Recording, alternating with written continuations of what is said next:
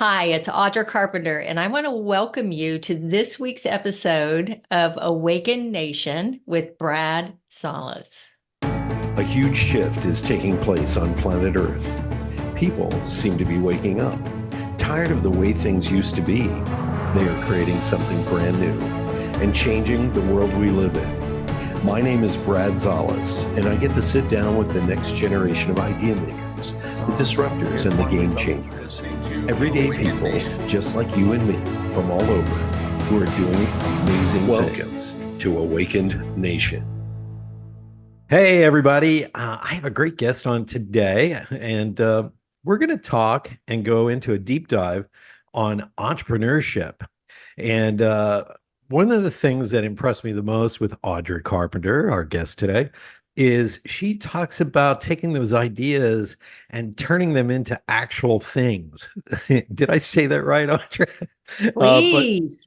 yes, but welcome to the show. And we have to thank our good common friend, Denise Griffiths, for putting us together. So welcome to Awaken Nation. Thanks for having me. I'm excited about this conversation. Yeah, we have a lot of entrepreneurs on the show. And the reason I have entrepreneurs on the show is really because their stories are much more personal. When you're building a business, it isn't like when you're an executive and you're playing around with other people's money. When you're an entrepreneur, almost every entrepreneur has a moment of crisis, a dark night of soul, a moment where if I don't figure this out, we're done. And I like those stories more because they're just much more interesting. I would add to that and say they're much more real. Yeah, there They're you go. not Instagrammed. It's what's happening day in and day out. Yeah, absolutely. Let me read your bio real quick. I have it up. Oh, keep Uh, it brief. no, I will not. I will read everything. I want you guys to meet Audra Carpenter. Let me put on my glasses.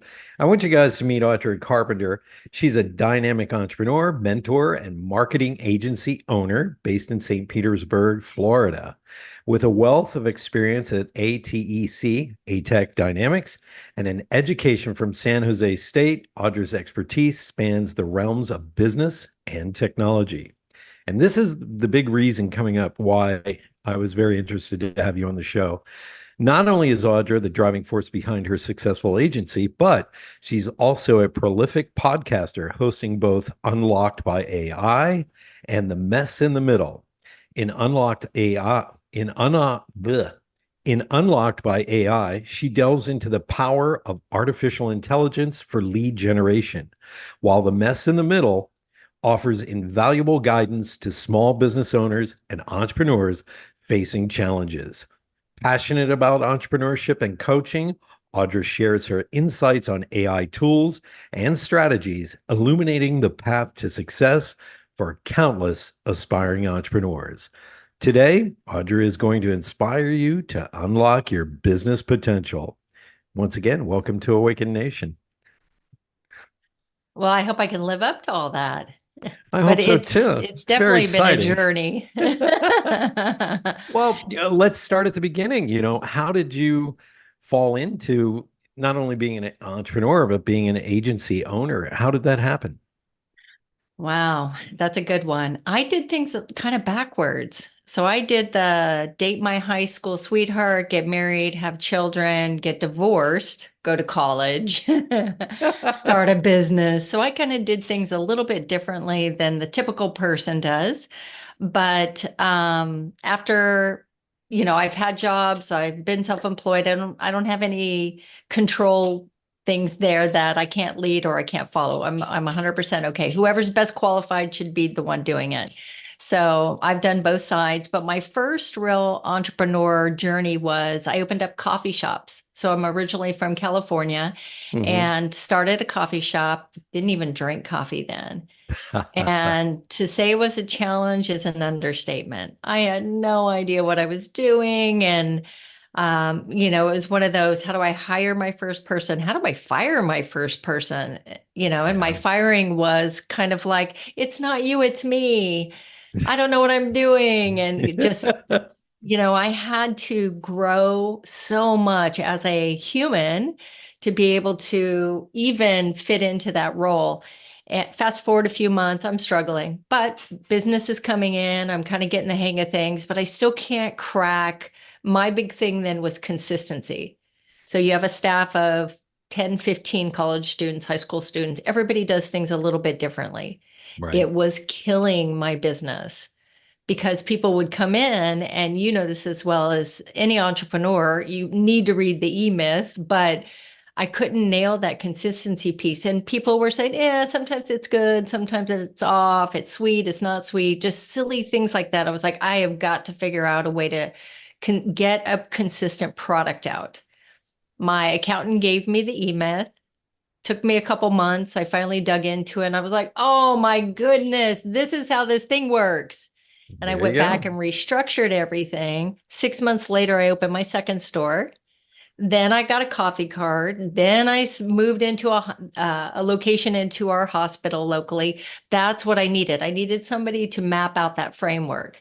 Now, Wow. why I share that is because I've been able to take that and run it into multiple businesses for me, but also that's how I've been able to serve my clients.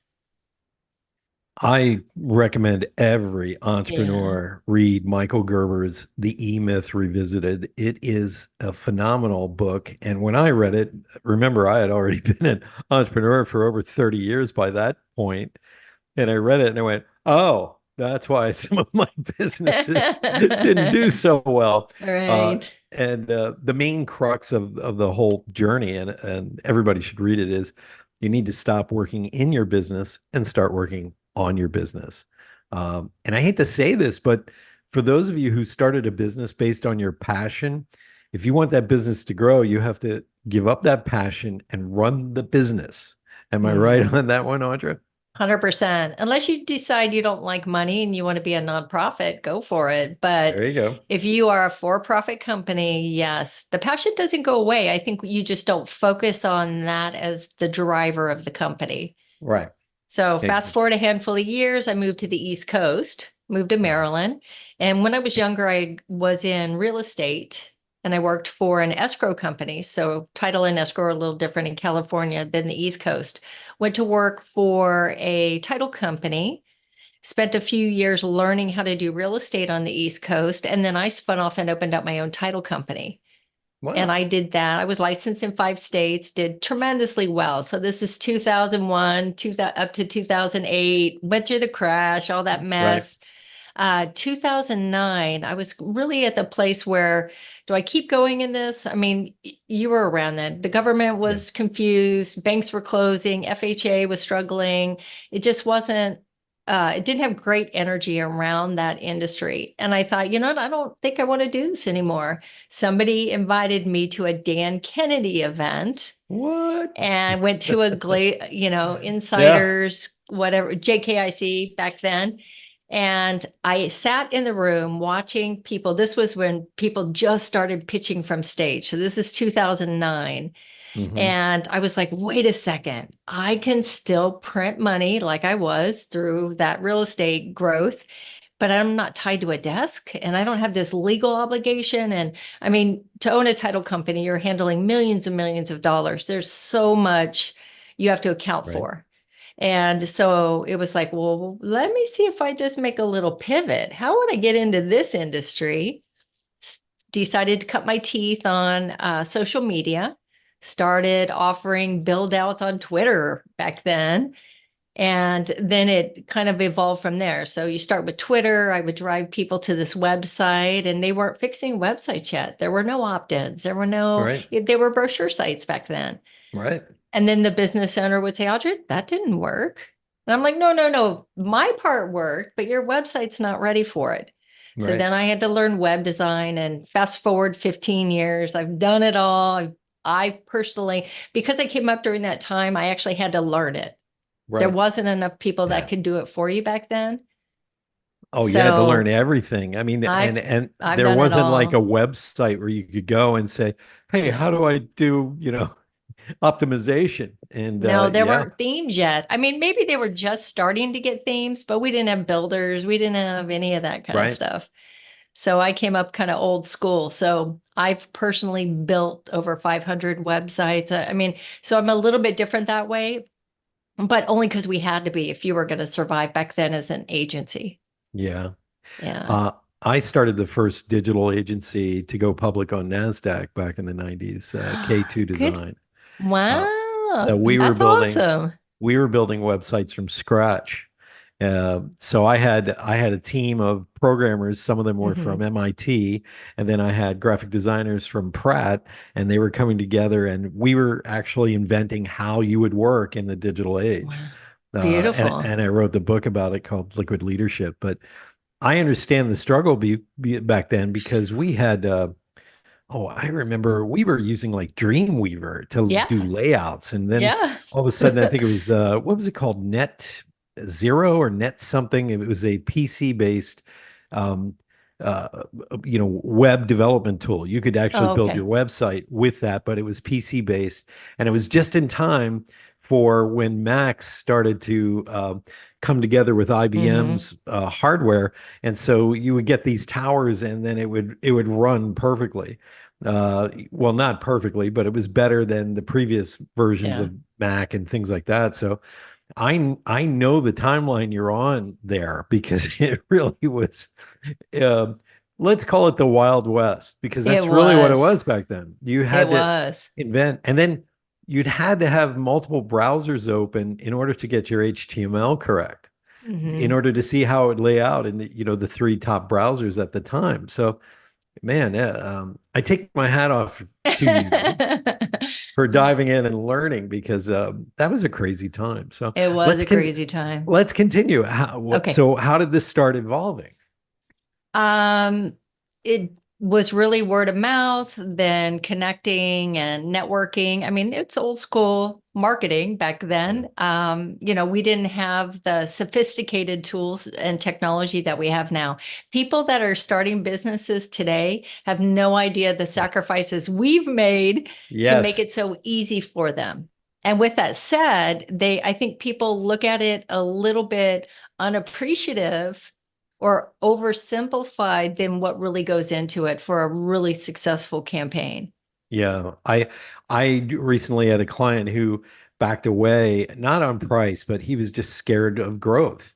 Yeah. And we were showing him how we could increase his business probably by 30 to 40% just from doing a combination of blog posts, Google ads, and things like that. And this person had the money. They just were afraid to take that step, that making that noise because entrepreneurs know Hmm. this step, which is hiring the first employee, calling ATP to set up your account to do payroll, bookkeeping, late nights, programming, learning the next software. I mean, let's talk about that a little bit. How is that? A lot of late nights? A lot of hours, period. But you know what? So I'm Gen X and I come from a place, my parents taught me how to work. Right. So I have and most entrepreneurs don't have any issue with that. Right. But I recognized early on if I wanted something, I was going to have to commit to it and put the time in, and Yeah. something else would have to come off the plate. So, since I raised three kids by myself and I was going to school during the time of my coffee shops and employees and all that, you pick what's going to be on your plate. And social went off, dating went off, things but because I had bigger goals of some things that I wanted to accomplish. And, that work life balance for me, I call BS. But Yeah. for some people, they could figure it out. I couldn't. And I just needed to go all in to Yeah. achieve whatever goals I was going to set. I think the work-life balance tagline came along from people who didn't know how to work hard. Honestly, we celebrate mediocrity these days, and I hate to say it, but to be an entrepreneur, a successful entrepreneur, you got to put everything aside, like you said, and focus on the business because the real goal is to hit that $1 million mark and beyond. And if Right. you're still farting around with 300 grand a year or 150, and half of that's going out the door, with expenses and all those other things, you just created a job for yourself. Right. So I really love what you're talking about.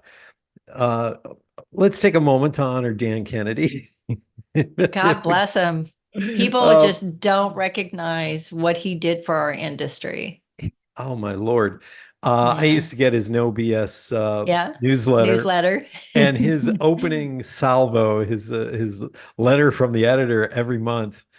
I'm a baby boomer, so I really appreciate his in your face, no nonsense, no BS approach to everything. And so I couldn't wait to read that first, page where he just basically goes, "Here's what somebody did that was incredibly stupid." It's like that's Dan. What can you explain to some of our listeners a little bit of what you get from the Dan Kennedy experience, if you can?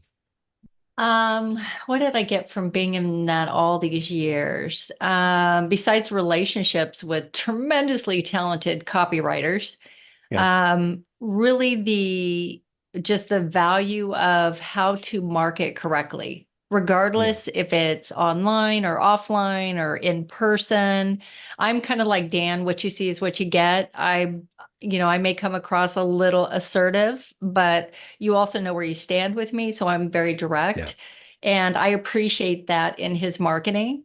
I have to tell you, I probably have 4 years of his printed materials in my storage that I've held on to in those Me too. binders he used to send us. Yeah, the black binder with the logo Yeah. on it. Yeah, Yeah. But I just really appreciate understanding the psychology behind it. My degrees are in psychology and behavioral science. So I'm really a student of human nature. So how he ties that in and really gets just down to the basics of why people buy and how to have conversations and connect and that kind of stuff. I mean, it's marketing, but at the same time, it can be a very human experience. It right. doesn't have to be slimy. And he's really good at kind of breaking it down at that foundational level. Well, marketing truly is establishing a relationship with your potential clients and ongoing clients. They call it romance marketing for a reason Hmm. because in this day and age, if you've ever been married and you want sales is copulation. I hate to put it that way, but romance marketing is about not only creating that relationship, but romancing the customer. And if you want more copulation or sales, as you would in a marriage, you need more of the romance side. Mm. Not to be crass, but they call it romance marketing. Really, Hmm. all these touch points where you take care of your client and lead them into your funnel is incredibly important. And you're not there for hard sales, like, hey, when are we going to sign that contract? Smoking cigars. It's more along the lines of, hey, I got this great stuff. If you want to try it, here's my offer. And I think that's a much better way Yeah, of marketing in this day and age. So for thank you sure. for that. Yeah. So Yeah, yeah, for sure. so let's move forward.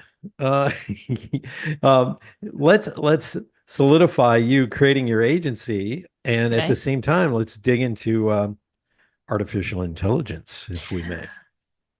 Okay. This is a big one. So I want to say 2017. I'm getting a little burnout on agency stuff. Been doing it a long time.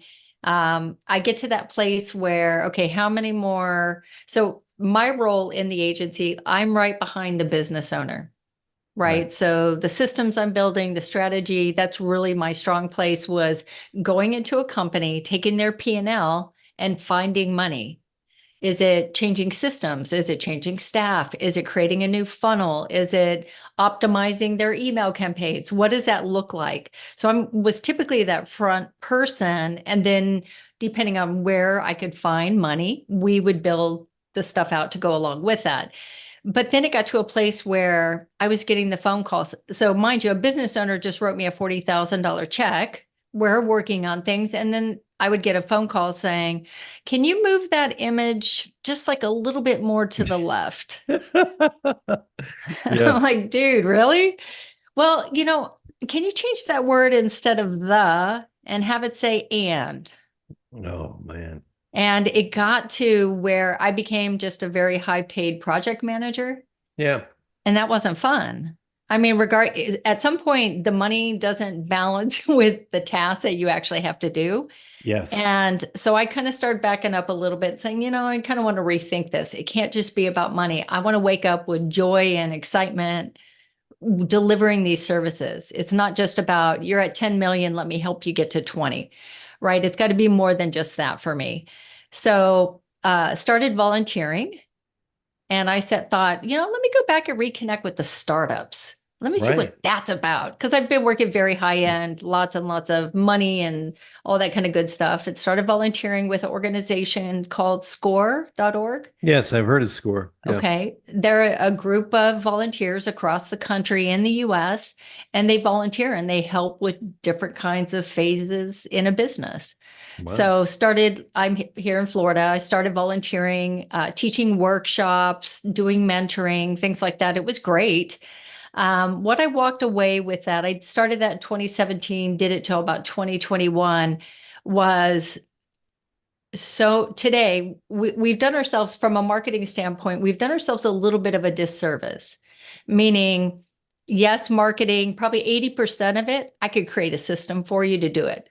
And with Right. AI now and automation, it's a done deal. That 20% is your voice and your product and your connecting to your audience. That's that really secret sauce that AI or any of us really can't do. You have to be able to do that as the business owner. And when I would mentor these people, we've advertised, and I'm not going to pick on Russell. It's just, a good example. The one funnels away. If I had to start my business, I could be back up to $10,000 in 30 days. Right. The oversimplification of our marketing has given people coming up today a very unrealistic expectation on how to launch and grow a business. Right. And they're doing the wrong things in the wrong order. I mean, worrying about automations when they haven't launched yet, or trying to get partners when they haven't found their audience. I mean, Yeah. just lots of stuff that will prevent them from that product forever seeing any daylight. Yeah. Uh, my girlfriend is operations specialist, and Nice. we were asked to work with a startup in Denver. And the owner, he had spent his entire career working in government. So when we got there, we already were dealing with a mindset that made us go, okay, this guy thinks money is magic. It just comes from everywhere, which is what happens when you work in government, because accounting is different. Everything's different. You blow your budget at the end of every year in order to get a bigger budget next year. Well, you can't do that as an entrepreneur.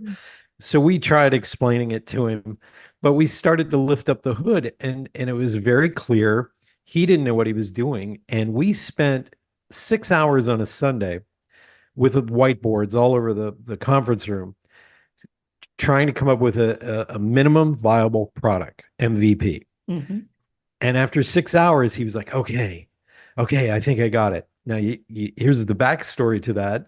He bought $78,000 worth of e-vehicles, micro mobility, it's called. These are scooters and Mm. bicycles and everything. And he was going to rent those out by the hour digitally. You Mm-hmm. use your Yep. smartphone, but he didn't have a plan for it.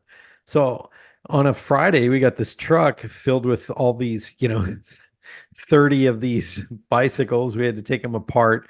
And, I'm helping him unload the truck. Back then, I was almost 60 and I'm unloading a truck. I'm going, what is wrong with you? And he literally was clueless how to run a business. He was doing everything Oh. backwards. And then once he told the rest of his board about the MVP, he came back and argued with us and fought with us. And no, that's not it, blah, blah, blah. And so what do you say to, this story I just told you, when the owner is so controlling, they can't make that leap. They can't let go. They can't seem to understand. You got to have sales. And this one guy that I just spoke Mm-hmm. of, he hadn't had a single sale in 4 years and he wasn't listening to us. And what do you say to people like that? Good luck. Yeah. No, I mean, really what I kind of look at it as my role as a strategist is you're bringing me in because I'm an expert at this. Right. All I can do is provide you data, my opinion based on experience, and other test case to back up or validate the direction that I'm suggesting. At that point, it's up to you. If you want to Yeah. follow it, great. If you don't want to follow it, that's also okay. But I've delivered on my part of our agreement. And after that, I don't take ownership of too much of it. I mean, I've been through the whole codependent marketing where, no, let me fix you. Let me fix it. And then you leave and they drop all the systems that you built for them. And you can't take Yeah. ownership of that. People are going to run their business the way they want to run them. Yeah. Yeah. Well, we resigned in the middle of a board of directors meeting that he refused to show up at. Instead, he zoomed in from the basement down below Oh, because he no. knew he didn't want to deal with us. I And he bet. and he had created a cabal of people that hated us because he just gossiped behind our back. And I just told him Oh, right to yuck. his face, I said, I have people who could right now write you $1 million check. And I said, I wouldn't do that. I said, why would I go through hell to help you? Mhm. When you just don't get it. And right now they're floundering. They've changed direction again. So I say, may the blessings be, because Yep. we can't. You're right. It's dysfunctional to try and fix this No. enmeshment that's going on, and a lot of entrepreneurs are doing this exactly at the base root. So Mhm. uh, very, very frustrating. Let's put it this way, Yeah. because I And love what I and do. Yeah. agreed. And I didn't get there overnight, right? I tried to rescue like startup puppies, let me save them all. And you really can't. I Yeah. mean, I'm kind of, as far as coaching or teaching or training kind of thing, again, my goal is to take something very complex, break it down into something simple, send you on the path. I'll give you the map with every single stop you need to make, every single road map or sign that you need to pay attention to, but it's your journey and you Right. have to be the one walking it. And if you're not Right. willing to do that, that's okay. That again, it's on you. It's not on me. I always say this: an entrepreneur's journey is limited by the ability to grow. Yeah, for sure. So, if those of you who are listening, if you're having a frustrating moment in your business, maybe you want to increase sales. Well, maybe you need to study sales or even marketing. If nobody's ever heard of you, you definitely need marketing. I'm always surprised at how many people build a website and step back and go, okay, now everything's going to just float right in. It's like Field of Dreams, build it and they will come. No, you 20 need years ago, maybe. yeah, you need marketing. Because your brochure is floating in cyberspace. How do you like that old-fashioned term I just brought back up? Cyberspace. Yeah, cyberspace. We're gonna That's a good surf the one. world. We're gonna surf the World Wide Web. Oh, goodness. So let's talk a lot about AI, because this Okay. is the next frontier for a lot of businesses, and a lot of businesses are using it wrongly, and some young upstarts who don't know anything are using it rightly. So let's talk a little bit about that. What tools do you recommend, and how are you actually utilizing AI to get work done? Well, okay. So let me give you a little backstory with that. So I wrapped up my volunteering, and I'm really at a place in life where I'm wondering if I want to continue in this industry. And I'm like, maybe it's time I just explore something else. What else do I love doing? I know how to make money.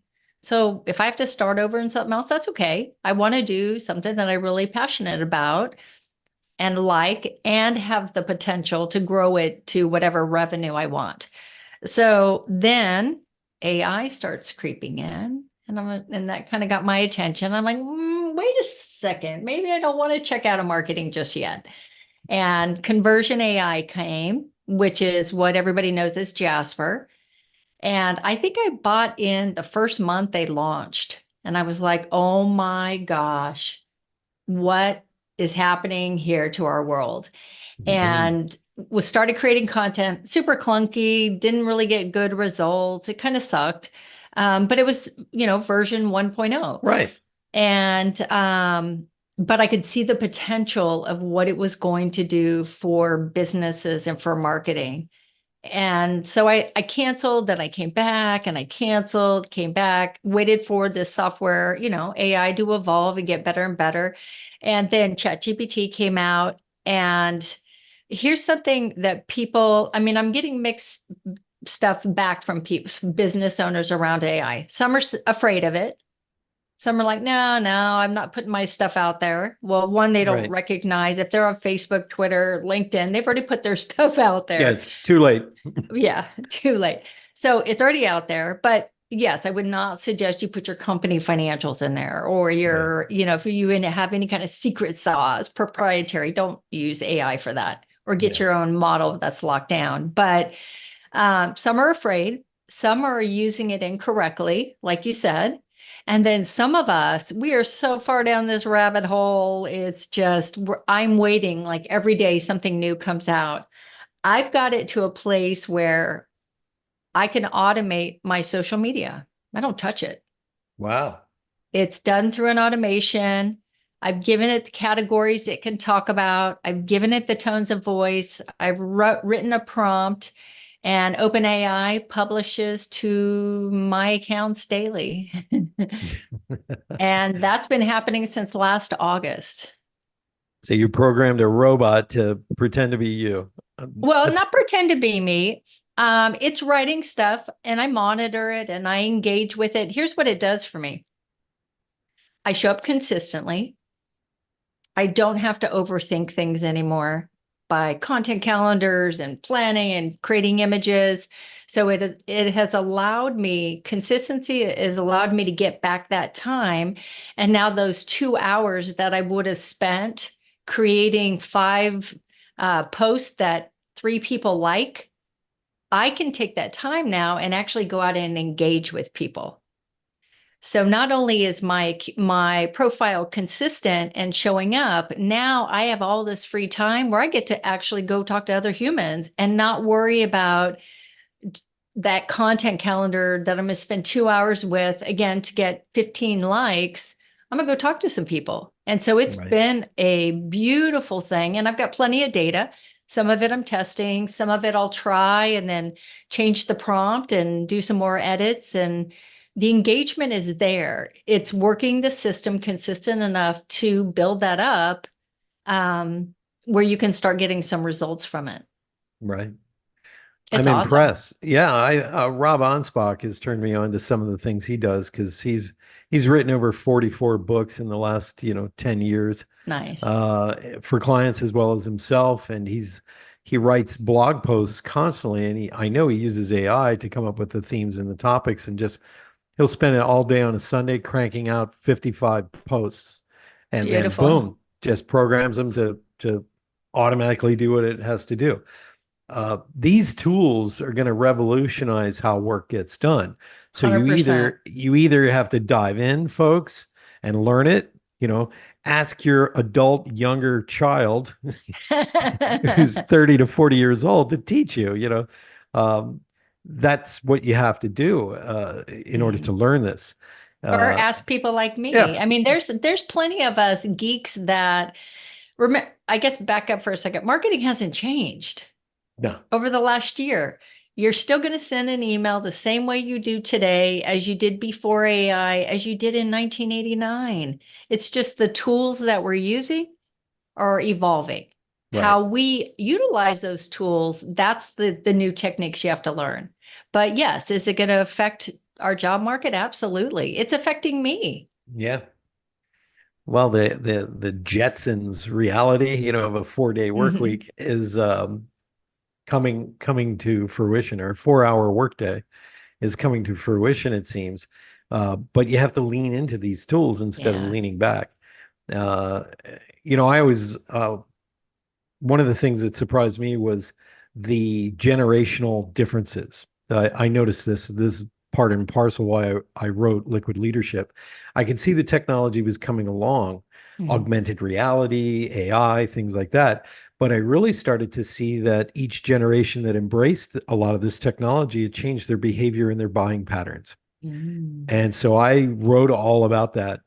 And that was probably for about 10 years of my life, I dedicated to explaining to people why the data that they were getting about generations was what it was. Because they were sitting there going, they're not getting car loans anymore. I said, why don't you ask me why? Instead of saying, what's going on? They're switching from car loans to other loans, things like that. So helping a business transform during Yeah. an age like today is pretty amazing. Um, let's talk about your podcast. Now, let's start with Unlocked by AI first, since we're on that topic. What has been some of the exciting guests or breakthroughs that you've had on the show? Well, that one is fairly new. So I've probably only got, I don't know, a handful, well, a couple handfuls of episodes. And the goal of that is I want to focus on what the business of tomorrow looks like. So Ooh, I'm I like that. interviewing SaaS owners, people that are developing technology. I want to know, why are they doing it? Where do they feel like it fits in the market? Why is it important? I mean, we know this new AI tools, probably 1,000 pop up every day. It's Right, been democratized, right? So there's no necessary skill. There's little to no cost. So anybody and everybody can get into that space. But I want to go past that, because there is really no value there. Those are just UXs, which are user interfaces that are slapped on top of OpenAI right, or one of these large language models. I want to go past the ones that are actually getting some momentum and serving the market and filling a void in something that maybe we no longer have to do manually, that we can set up in an automation. right, So, talking to people like that, talking to futurists that really are dug into, I'm very interested, what's going to happen to our roles. Now, a lot of people are in an uproar right now, raising Cain about all the people that are going to be out of work. You're right, it is changing. But if we really look back across time, this internet marketing bustle and all that really has only been happening for what, 20 years, 25 right, years? right, It's not that old. We shouldn't be so dug into it that we're not ready to evolve to what's next. right. So I'm sorry, go I ahead. I think it's human nature to, especially for me as a boomer, I studied how brains work for each Hmm. generation. So for boomers, once we obtained a skill set or a piece of secret knowledge in a company, we were taught to hoard it. So Hmm. physically, I'm holding myself close to my chest, and we did this because we would only reveal our secret sauce when the boss was around, and then they'd say, you know what, Higgins, you need a raise, or you get a You're promotion. So right. you didn't share knowledge. And then Right. along, it isn't even Gen Xers, but along came millennials, and they were taught from childhood collaboration.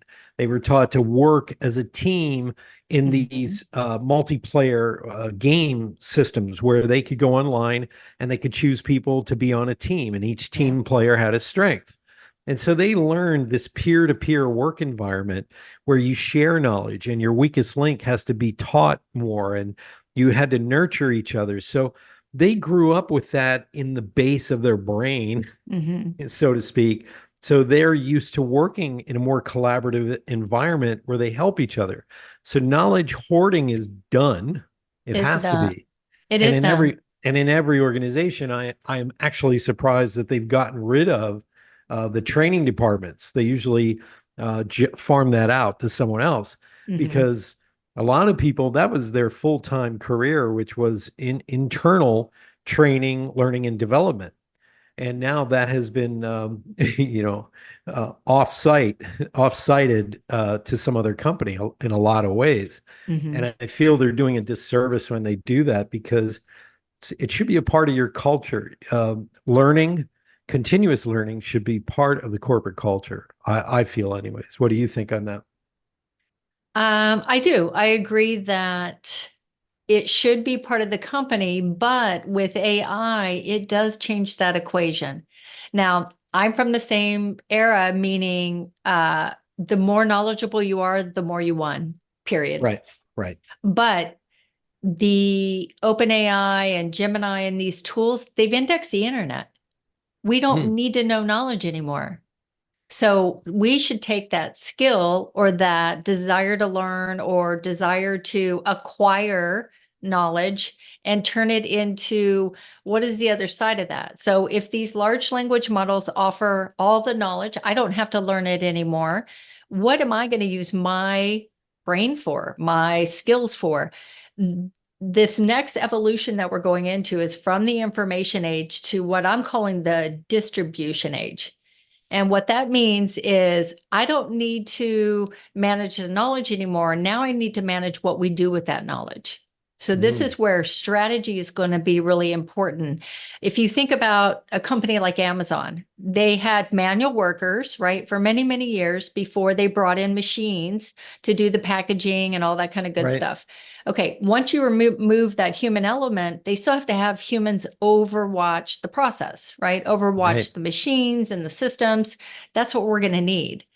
People that can do that. So EQ is going to be super important.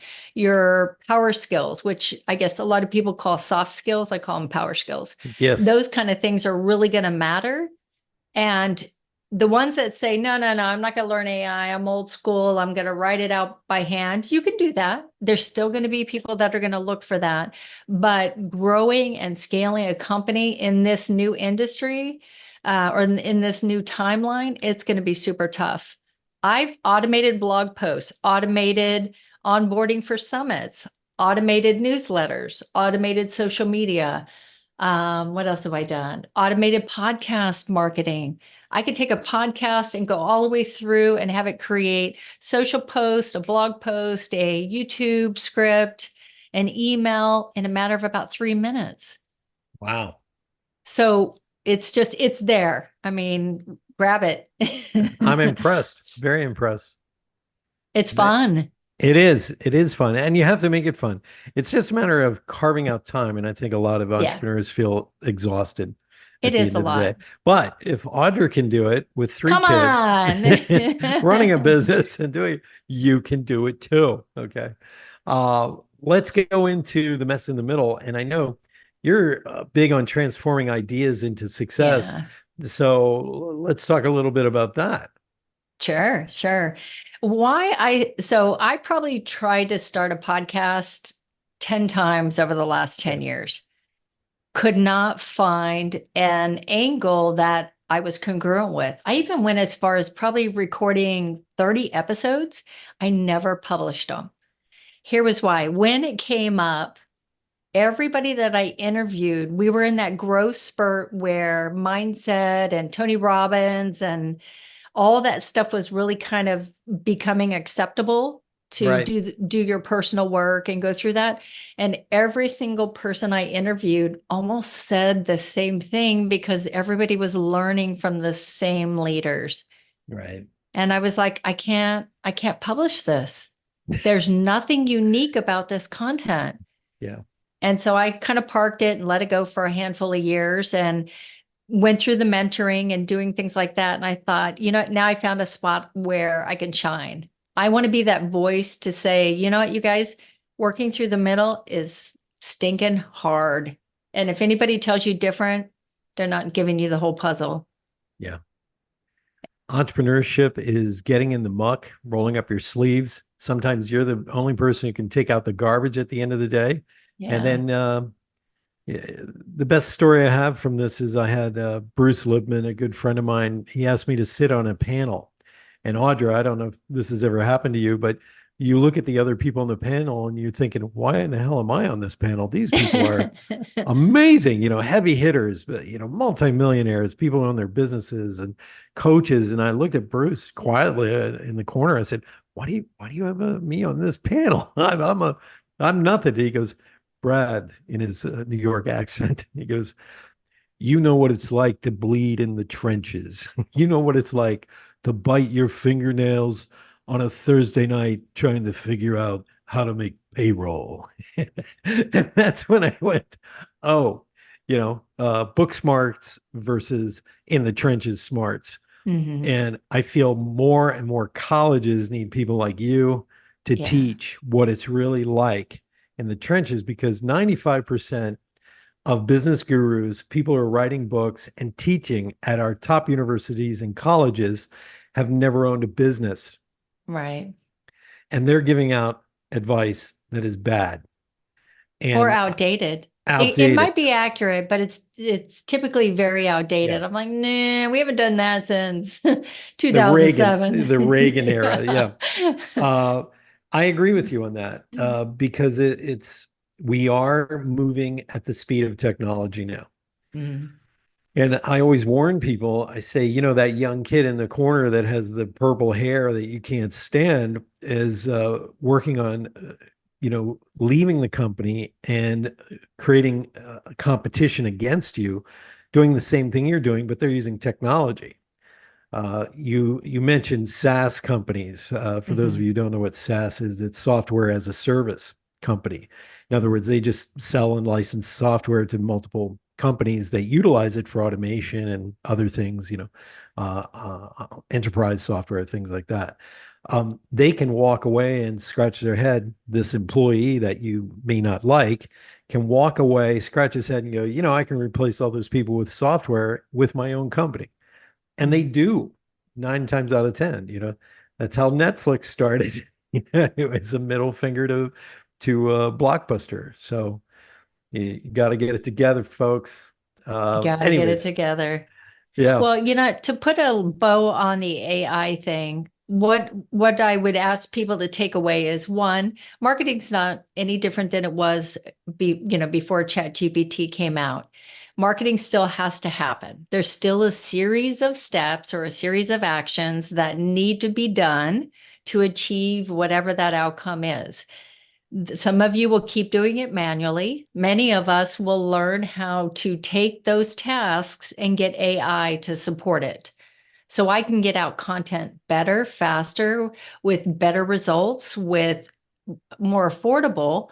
right, And it's really worth somebody digging in that company to saying, look, I'm going to take ownership for the implementation and start simple. It's honestly, it's not about the tools that are out there. Look at what the company is currently doing, write down the tasks that you do throughout the day, and then look at it and say, can this task be done with AI or do I still need to do it as a human?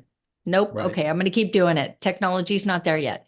Wait, this one can be automated. Okay, so what do we need to do to get it automated? All those automations that I brought up to you that I'm doing or running, there's probably 100 of them. I'm using Airtable, Make.com, OpenAI, and Claude and nice, Perplexity. And that's kind of it. So wow, it's not costing $1 billion. I don't need 10 different platforms. I'm doing it in one place. And then I pay my API keys. That's it. nice. That's incredible. Yeah. I see it like this. Back in the day, when Madison Avenue ran everything, ad agencies, they would Hmm. choose the PR firm and the marketing agency. And they would tell the PR firm how to put out articles and create this mythos that was going on in the public. And then the ad agency would swoop in with the product to solve the problem. Well, that started to shift now, and the PR Hmm. agency chooses the ad agency and the marketing people. And now Hmm. we're entering into another shift, and that is the AI agency will be the dominant force above all else because they can create whatever mythos they need to create marketing. And it's all under marketing Hmm. in this day and age. So It is. it's not separate pieces. So thank you so much for being on Awakened Nation. How do we get a hold of you, Audra? How do we get a hold of you and hire you? What, And I am Audra Carpenter on any of the social platforms. I've been around so long. I've got all of them there. I've got a website. It's just audracarpenter.com. There's lots of stuff out there. So I'm happy to help, even if it's just for a conversation of where do I start? yeah. Happy to point people in the right direction. If you're an entrepreneur, especially a small business owner who's just starting out, you got to get marketing because, well, you need to make a name for yourself. Mhm. Got to get people talking about you some way, shape, or form. And Audra can help. So good. Thank you. Thank you for Thanks being for on having Awakening. me. Sure. So we're going to do the lightning round. Everybody loves this portion of the show. So I'm going to ask you 3 questions. Yeah, I see you rubbing your hands. 3 questions and 3 questions only. So my audience gets to know you better. So Okay, let's do it. my first question is, what pisses you off? Lazy people. You sound like Denise. Yeah. Maybe that's why we get along so well. And I wouldn't say pissed off. I would just say I don't have any patience for it. Yeah. Yeah. Yeah. Lazy people, myself included. I am impatient with that, Yeah. and it does happen. Uh, my second question is, do you have a favorite memory? Oh, I have so many. I have 3 kids. I mean, I couldn't even know where to start. I would definitely go back to something fun with them as children and the 4 of us just taking on the world. That's great. Yeah. They should do a sitcom about you guys, right? Yeah. And I guess my third and final question is, where do you see everything going in this world of tomorrow you talk about? Now, it wouldn't be fair if I didn't say that I am a optimist, but I'm also a realist. So I'm not so, hey, AI is the world. I am cautious and I am a realist that we don't know what's could happen 6 months from now or 5 years from now. What I can say though is I'm along for the journey, and when new technology comes up like this, it's really up to us to drive if it's going to do a good thing or a bad thing, right? We've known this for 100 years. Good people are going to do good things, bad people are going to use it for bad. Yeah. But I'm so excited about the things that it's going to solve that it outweighs the forced change that's going to come. I mean, Yeah. we're just touching the surface of how it's going to impact humans. And it's really important that we say, okay, we get that it's going to change, regardless if we love it or not, but let's be a part of it instead of resisting against it and still at the end being forced to change. There you go. Great way to end the show. Audra Carpenter, thank you so much for being on Awakened Nation. Thanks for having me, Brad. And a big shout out to Denise Griffiths for hooking us up. Thank you, Denise. Thank Thank you. you. Hey, everybody, tune in next week. We're going to have another extraordinary guest here on Awakened Nation. Until then, bye-bye for now. Bye. Thank you so much for being a big part of the Awakened Nation movement. This is how you can help me and our extraordinary guests. If you guys enjoyed this episode, please like and subscribe and share this episode out on Facebook, Twitter, and Instagram. And let's grow this movement by word of mouth. Our success is because of you. Thank you, and see you next week.